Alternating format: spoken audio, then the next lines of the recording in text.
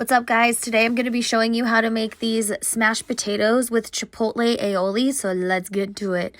So we're going to start by filling up a pot with water and then adding in our potatoes. I used mini potatoes, and then we're going to salt the water and then put the pot on the stovetop, and then we're just going to leave it on there to boil for about 20 minutes. While that's boiling, we're going to grab a pan and put some foil on it.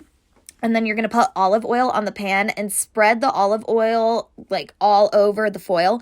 So we want it to completely coat the foil. And then once the potatoes are done, you're going to drain them, and then you're going to put them on the foil and smash them down with a cup. I thought that I had videoed this, but I didn't. And then we're going to season them with, so you can do garlic powder if you want, but I did the Kinder's where it's the garlic, salt, and pepper seasoning, and then added onion powder, and then we're going to drizzle olive oil on top, and then just make sure all of them are coated with olive oil so that while they cook, they're going to get that nice like brown crispiness.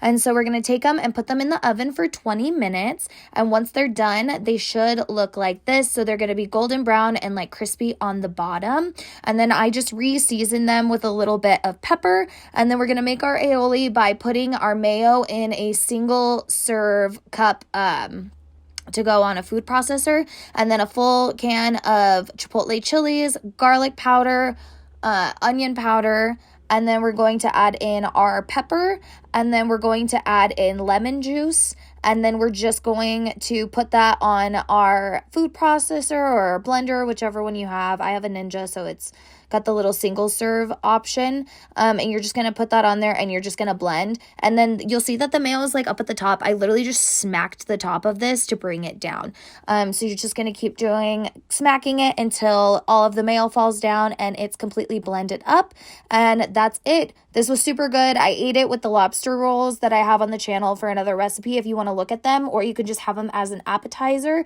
But like, rate, subscribe, and bon appetit, y'all.